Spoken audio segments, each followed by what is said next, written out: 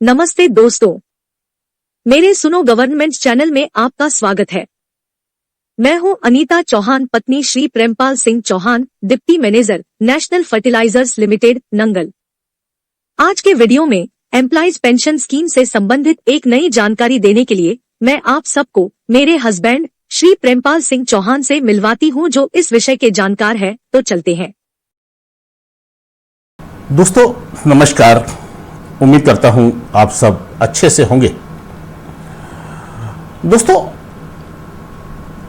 हम जिस EPS pension के बारे में अभी तक वीडियो बनाते रहे हैं, बना रहे हैं और आगे भी बनाएंगे जब जैसी जैसी प्रॉब्लम्स आती रहेंगी। मेरा उद्देश्य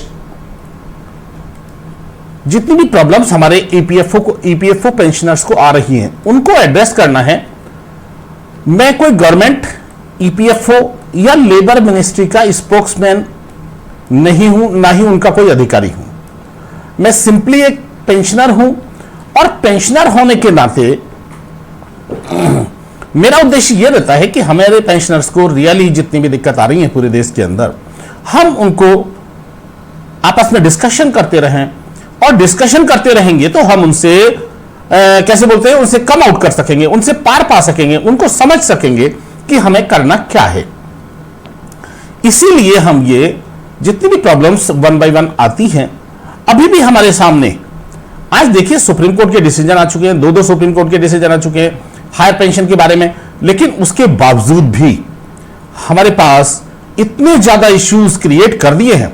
यदि इस ईपीएफओ ने सुप्रीम कोर्ट के डिसीजन के बाद सुप्रीम कोर्ट के डिसीजन को एक वन गो में लागू कर दिया होता तो हमें कोई दिक्कत नहीं थी।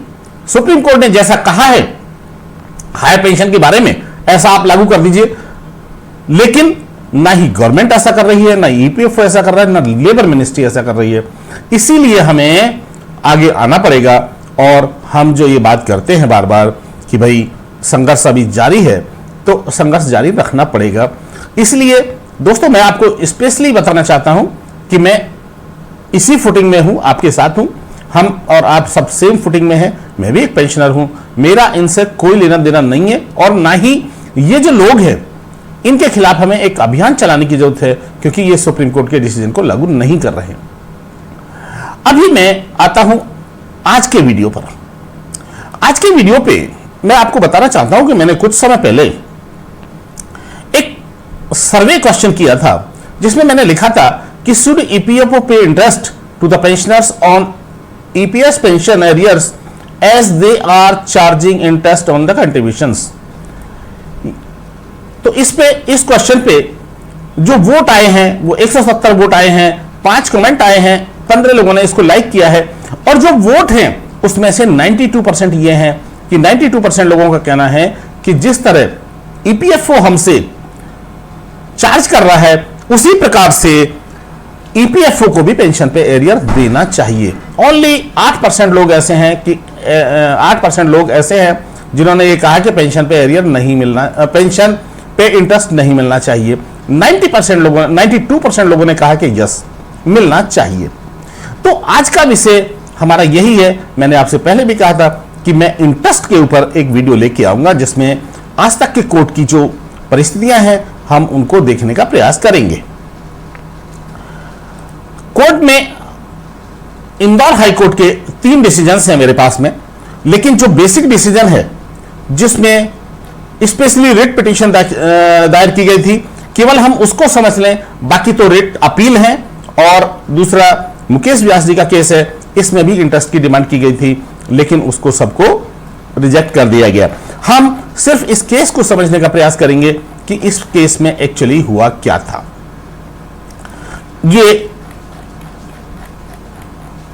मैं आपको बहुत बारीकी से ये बताने का प्रयास करूंगा कि केस में हुआ एक्चुअली क्या है। ये जो केस है हमारा, ये 2017 में रिट पिटीशन दायर हुई थी, 4979 नंबर है 2017 का। आप भी इंदौर कोर्ट में जाके, इंदौर की साइट पे जाके आप इसको डाउनलोड कर सकते हैं और समझने का प्रयास कर सकते हैं। Khushlesh Kumar Ghorana versus regional provident fund commissioner and others में उन्होंने जो 3-4 पार्टी बनाई थी वो होंगी। तो ये कुशलेश कुमार जी ने ये केस किया था और इनके जो एडवोकेट थे ये अविरल विकास खरे, अविरल विकास खरे वही एडवोकेट हैं जो एडवोकेट मुकेश व्यास के भी थे, जिस केस में वो मुकेश व्यास जी जीते हैं। और संजय शर्मा एडवोकेट थे रेस्पोंडेंट के लिए, मतलब ईपीएफओ के लिए। केस है क्या, हम बहुत शॉर्ट में यह समझने का प्रयास करेंगे कि केस है क्या। केस यह है कि ये कुशलेश कुमार जी इंदौर डेवलपमेंट अथॉरिटी में अकाउंट ऑफिसर थे और अकाउंट ऑफिसर होने के नाते इनकी जो सैलरी पर वाले 12% से डिडक्शन इनका हो रहा था, पहले से ही, शुरू से ही इनका 12% पे डिडक्शन हो रहा था। बाद में इन्होंने 2006 में इनके एम्प्लॉयर और इनके बीच में कंसेंसस बनी कि इनको जो है फुल सैलरी पर इसे कंट्रीब्यूट करना चाहिए 12% के हिसाब से, और इन्होंने कंट्रीब्यूट किया। तो इसी बीच पिटिशनर ने, इनका रिटायरमेंट शायद नजदीक आ गया था, रिटायरमेंट की डेट एक्चुअली दी नहीं गई है, तो है 2012 में ही, 5/5/2012 को पिटिशनर ने एक रिप्रेजेंटेशन दिया कि रेस्पोंडेंट को कि मेरा जो है फुल सैलरी पर पेंशन कैलकुलेट की जाए, कंप्यूट की जाए। यानी ये 2008 में, 2012 में जब इन्होंने रिप्रेजेंटेशन दिया है, इसका मतलब यह है कि ये 58 कंप्लीट कर चुके थे, 2012 में 58 कंप्लीट कर चुके थे। तो इन्होंने ये रिप्रेजेंटेशन दिया था कि फुल सैलरी पे मुझे दिया जाए। फिर इन्होंने एक रिमाइंडर दिया 8/5/2012 को, ईपीएफओ को एक रिमाइंडर दिया कि मुझे अभी तक फुल सैलरी पर पेंशन का बेनिफिट नहीं दिया गया। तो 17/10/2012 यानी 2012 में ही ईपीएफओ ने इसको रिफ्यूज कर दिया, इनके रिप्रेजेंटेशन को रिजेक्ट कर दिया कि आपको ये नहीं दिया जा सकता फुल सैलरी पे, बस जबकि इन्होंने फुल सैलरी पे कंट्रीब्यूशन किया हुआ था, उसके बावजूद भी पेंशन फुल सैलरी पे कैलकुलेट नहीं होगी। ये इसको इन्होंने रिफ्यूज कर दिया। रिफ्यूज कर दिया तो 2013 में इनकी पेंशन लगा दी गई। ये पीपीओ 30/8/2013 को इनकी पेंशन लगा दी गई, और जब इनकी पेंशन लग गई 2020 2020 पर मंथ इनकी पेंशन बनी और इनकी पेंशन का पीपीओ जारी कर दिया गया, वही 6500 बेसिक लेकर, जबकि इन्होंने कंट्रीब्यूशन एक्चुअल पे किया हुआ था। तो इनकी ये बात नहीं मानी गई। जब इनकी ये बात नहीं मानी गई, इसी बीच, ये 2013 की बात है, इसी बीच 2016 में 4/10/2016 को, जैसा कि हमें पता है, आरसी गुप्ता डिसीजन आ गया। जब आरसी गुप्ता डिसीजन आ गया तो आरसी गुप्ता डिसीजन आने के बाद में ईपीएफओ ने 23/3/2017 को एक लेटर जारी किया था, जिसमें उन्होंने ये कहा था कि जितने भी सीलिंग वाले लोग हैं, जितने भी ये आप इंटरेस्ट सहित जो अमाउंट है आपका वो जमा कर दे, तो जिससे वो हायर पेंशन देने की स्थिति में, यानी सुप्रीम कोर्ट का डिसीजन जो था 4/10 आरसी गुप्ता केस का, उसके कंप्लायंस के लिए। लेकिन उसके बाद उनको बेनिफिट तब भी नहीं दिया गया। फिर उन्होंने ये रिट पिटीशन दाखिल की। रिट पिटीशन क्या थी?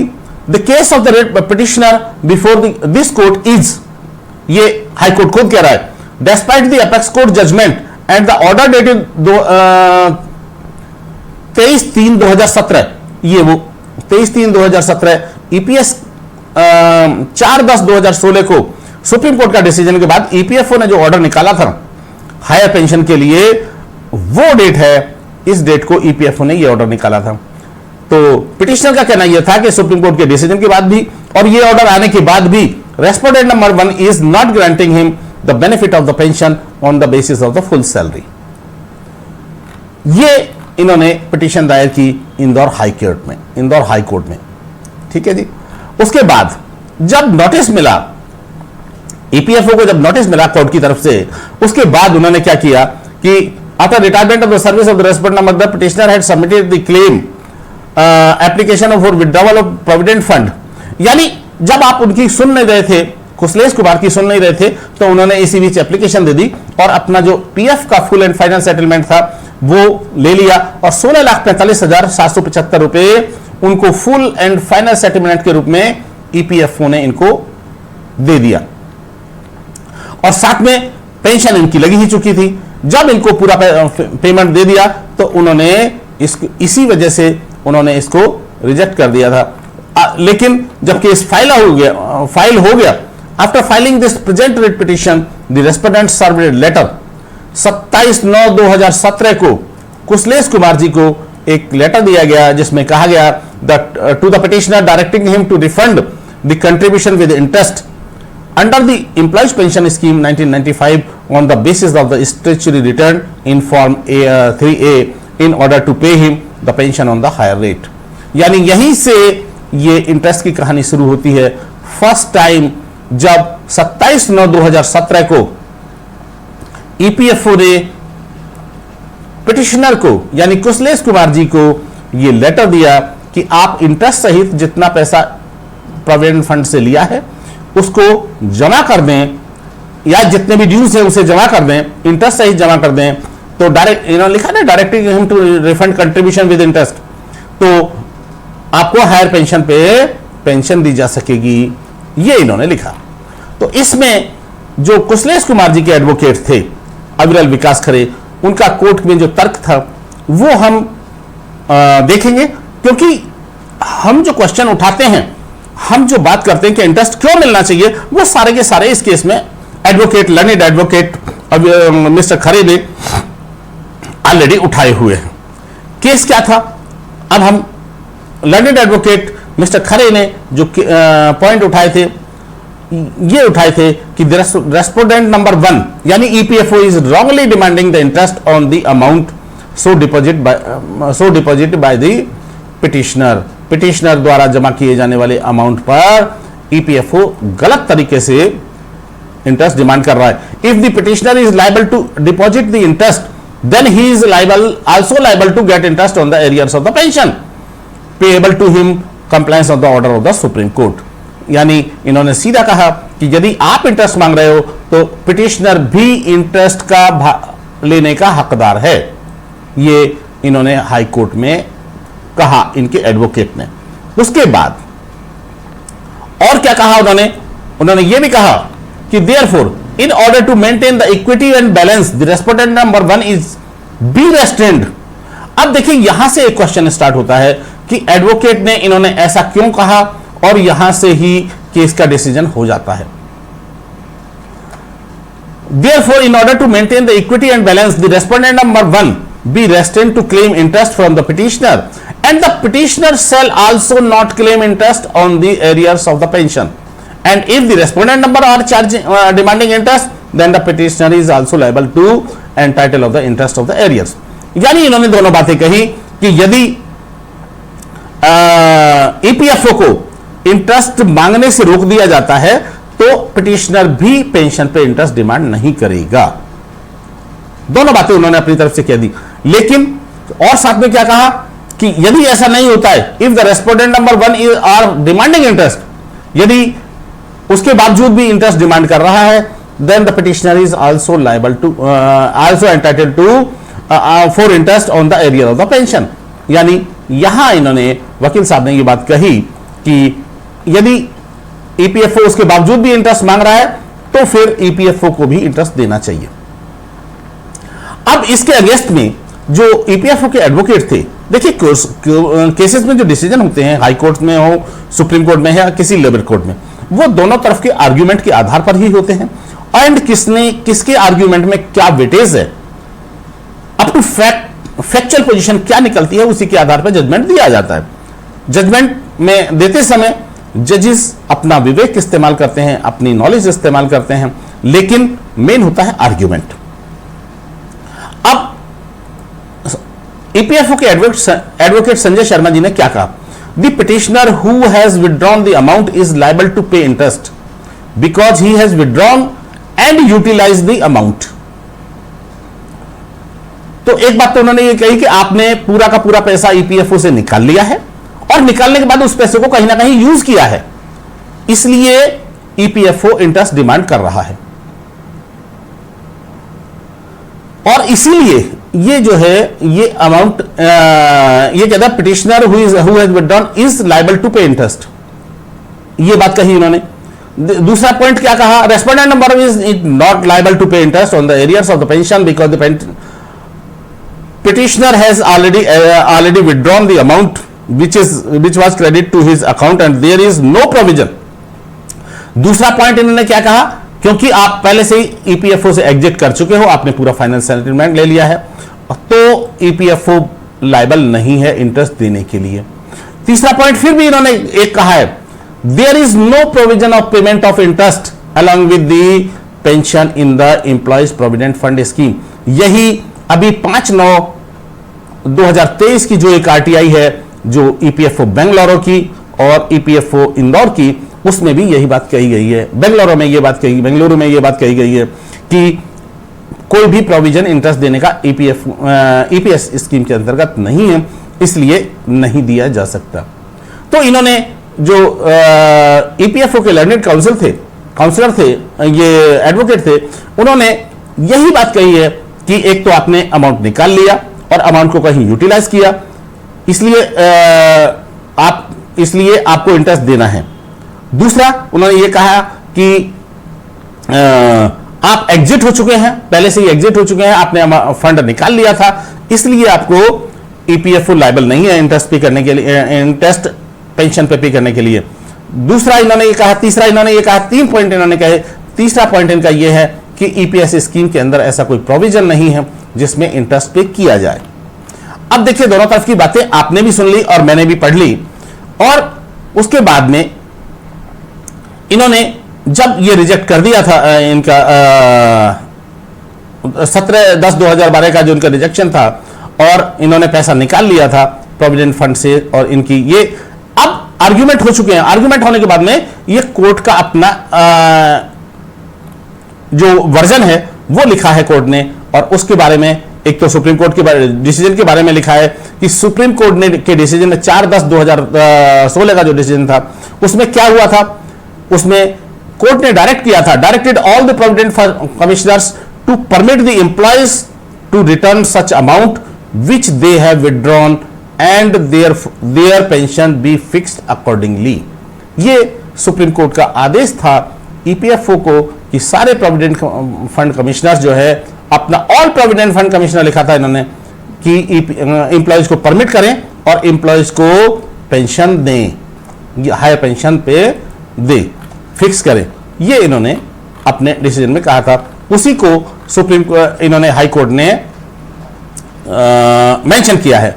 इन्होंने हाई कोर्ट ने यह भी मेंशन किया है कि इन द अपोजिट पैराग्राफ, जो हाई कोर्ट के डिसीजन का अपोजिट पैराग्राफ है, ये पहला पैराग्राफ, इस पैराग्राफ के अंदर इन्होंने यह भी कहा था कि provident fund commissioner to seek the return of all such amount which the employees have withdrawn from the provident fund account. The honourable supreme court has not directed, ये देखिए, ये कोई व्यक्ति नहीं कह रहा, ये जज साहब कह रहे हैं, the honourable apex court has not directed the provident fund commissioner to claim interest along with such amount of the provident fund. यानी सुप्रीम कोर्ट ने ये कहा ही नहीं है आपको कि, उन्होंने ये कहा है कि आप अमाउंट तो जमा करवाएं, लेकिन आप ये नहीं कहा है कि विद इंटरेस्ट जमा कराएं। ये हाई कोर्ट का खुद का ऑब्जर्वेशन है। अब आगे चलते हैं, और इस ऑब्जर्वेशन के बावजूद कोर्ट क्या कहता है ये देखते हैं।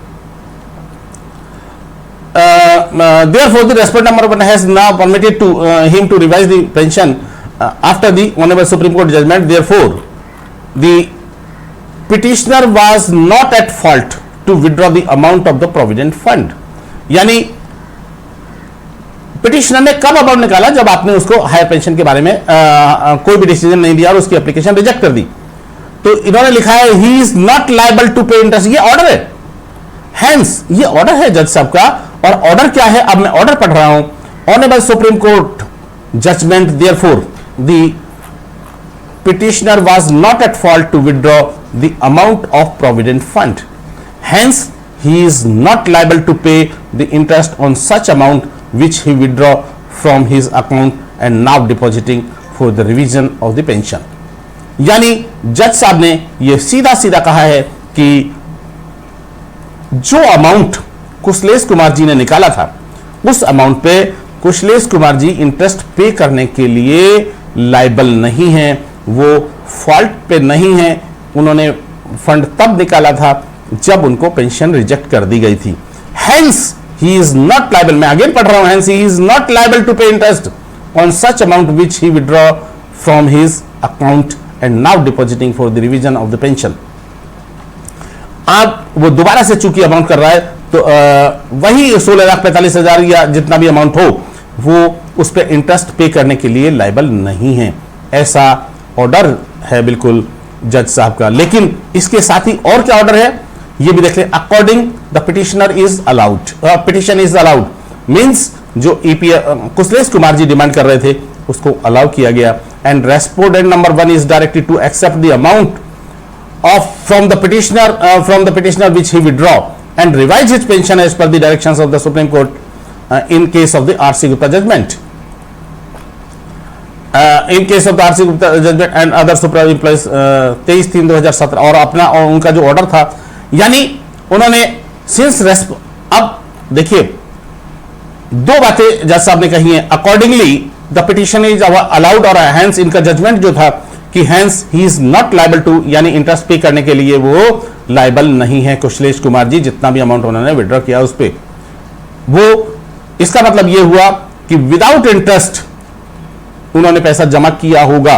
अब चूंकि हमारी कुशलेश कुमार जी से कोई बात नहीं हुई है, उन्होंने विद इंटरेस्ट जमा किया या विदाउट इंटरेस्ट जमा किया बाद में, लेकिन ये जजमेंट ये कहता है कि पिटिशनर भी फॉल्ट पे नहीं है और petitioner not liable to pay interest on such amount, जो अमाउंट डिपॉजिट करना है उसमें ये भी लायबल नहीं है। Accordingly petitioner is allowed and उन्होंने डायरेक्शन दी कि आप इनसे जितना भी अमाउंट इन्होंने निकाला है उसको जमा कराएं और इनको हायर पेंशन दें। अब लास्ट में ये क्या कहते हैं, सिंस रेस्पोंडेंट नंबर 1 यानी EPFO was also not at fault and the apex court in the year 2016 has not directed to give the benefit of scheme without applying the to give the benefit of the scheme without applying the cut-off date. Hence, the respondent number 1 is not liable to pay interest on the arrears of the pension to the petitioner. यानी इन्होंने दोनों case में, अब justice विवेक रुइया इनका decision क्या हुआ, decision ये हुआ कि पिटिशनर भी लायबल नहीं है पेंशन इंटरेस्ट देने के लिए उस अमाउंट पे जो उसने विड्रॉ किया, और रेस्पोंडेंट यानी EPFO has the EPFO is also not liable to pay interest on the arrears of the pension to the petitioner. Petitioner को पेंशन के एरियर पर इंटरेस्ट देने के लिए ईपीएफओ भी लायबल नहीं है। लेकिन साथ में जो इन्होंने डिसीजन दिया, यही तो चीज हम डिमांड कर रहे हैं, यही तो हम चीज डिमांड कर रहे हैं कि hence he is not liable to pay interest on such amount which he withdraw from his account and now depositing for the revision of the pension। यही चीज हम मांग रहे हैं और यही चीज हम डिमांड कर रहे हैं बार बार। अब इन्होंने दोनों बातें कही, लेकिन क्या ये अब हमारा जो हम इस किस निष्कर्ष पे पहुंचे, क्या ये पर्टिकुलर केस के लिए था? जस्टिस विवेक रुसिया का जो जजमेंट होता है, हाई कोर्ट का जो जजमेंट होता है, वो सबके लिए एप्लीकेबल नहीं होता। ये बात बहुत क्लियर है। हमारा जो जस्टिस सिस्टम है इंडिया का, उस जस्टिस सिस्टम के अंदर हाई कोर्ट का जो डिसीजन होता है वो स्टेट के अंदर वैलिड होता है, लेकिन हर व्यक्ति के ऊपर वैलिड नहीं होता। लेकिन सुप्रीम कोर्ट का जो डिसीजन होता है, वो जो सुप्रीम कोर्ट का जो भी डिसीजन होता है वो हर व्यक्ति के ऊपर लागू होता है। वो प्रेसिडेंट बन जाता है, और हाई कोर्ट का जो डिसीजन होता है वो प्रेसिडेंट नहीं बनता। इसलिए इस पर्टिकुलर केस में कुशलेश कुमार जी को इंटरेस्ट नहीं पे करना पड़ा होगा, जैसा कि जजमेंट बिल्कुल स्पष्ट लिखा है, इसमें नहीं पड़ा होगा। लेकिन फिर भी इंटरेस्ट डिमांड करने के लिए, अब मैं और आगे चलना चाहूंगा, फिर भी इंटरेस्ट डिमांड करने के लिए ईपीएफओ ने अपील दायर कर दी, और अपील जो दायर कर दी उसमें लगभग यही सब चीजें हैं जो ईपीएफओ ने अपील दायर की कि नहीं, हमें इंटरेस्ट मिलना ही चाहिए, क्योंकि जस्टिस रुसिया ने इंटरेस्ट देने के लिए कुशलेश कुमार जी को न देने के लिए अलाउ किया था और प्रोविडेंट फंड को आदेश दिया था कि वो उनसे डिमांड ना करे।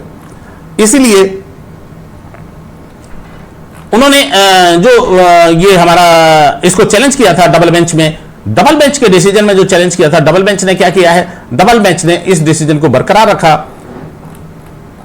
जो learned writ court rightly held that respondent number 1 is not liable to pay any interest, ये भी किया, और इन्होंने साथ में ये तो साथ में किया ही कि पेंशन पे इंटरेस्ट नहीं देगा, लेकिन साथ में इनकी रिट को कैंसिल कर दिया। यानी जो ईपीएफओ का जो ऑर्डर था, उस ऑर्डर को ये हाई कोर्ट का जो ऑर्डर था और जस्टिस रोसिया का, उसको बरकरार रखा। इसीलिए same case Indore high court में ये मुकेश कुमार जी का भी था, लेकिन इसमें भी जस्टिस रोहिया के केस की ही बात की गई है, इसमें कुछ भी अलग से बात नहीं की गई है। ये रिट 2019 में दाखिल की गई थी, लेकिन इसमें भी कोई भी चीज अलग से नहीं की गई है, इसमें भी वही जो कोर्ट का डिसीजन था उसको बरकरार रखा गया। इसीलिए कुशलेश कुमार जी के केस में सीधी सीधी बात की गई है कि ना तो कुशलेश कुमार जी लायबल है इंटरेस्ट पे करने के लिए, और ना ही ईपीएफओ लायबल है पेंशन पे एरियर देने के लिए, एरियर पे इंटरेस्ट देने के लिए। ये बात इन्होंने की गई है। मैं समझता हूं इंटरेस्ट के ऊपर ये एक ही केस है, और भी केस यदि हैं तो उनमें सुप्रीम कोर्ट का कोई केस नहीं है, क्योंकि सुप्रीम कोर्ट के सामने ये केस अभी आया ही नहीं है, इसीलिए ये जनरलाइज हुआ नहीं है। अभी आगे देखते हैं भविष्य में क्या कोई केस इंटरेस्ट का सुप्रीम कोर्ट में जाता है और उस पर क्या डिसीजन आता है, ये उसके ऊपर डिपेंड करेगा। लेकिन अभी जो पोजीशन है वो यही है कि एक तो ईपीएफओ को ये सहारा मिल गया हाई कोर्ट का कि वो पेंशन पे एरियर पे पेंशन एरियर पर इंटरेस्ट देने के लिए लायबल नहीं है। दूसरा ये सहारा मिल गया कि वो फॉल्ट पे नहीं है यदि आपने अमाउंट विड्रॉ कर लिया था तो इस तरह ईपीएफओ ये इंटरेस्ट चार्ज कर रहा है अपने जो अमाउंट आपसे मांगता है उस पे, और उस पे जो तर्क इन्होंने दिए थे वो तर्क वही हैं जो हम आपस में बात करते रहते हैं। मैं समझता हूं आपका इंटरेस्ट पॉइंट ये हाई कोर्ट तक क्लियर हुआ होगा। अब निकट भविष्य में यदि कोई रिट सुप्रीम कोर्ट में होती है और उस पर क्या डिसीजन आता है, ये उसके ऊपर डिपेंड करेगा कि इंटरेस्ट ईपीएफओ को देना चाहिए, लेना चाहिए, डिमांड करना चाहिए या नहीं। मैं समझता हूं आपका इंटरेस्ट का जो पॉइंट है वो क्लियर हुआ होगा। ये आपको समय देने के लिए बहुत बहुत धन्यवाद। यह वीडियो आपको कैसी लगी कमेंट करके जरूर बताएं ताकि मैं इसमें सुधार कर सकूं। इस वीडियो को देखने के लिए धन्यवाद। लाइक और सब्सक्राइब करें, बेल आइकॉन जरूर दबाएं।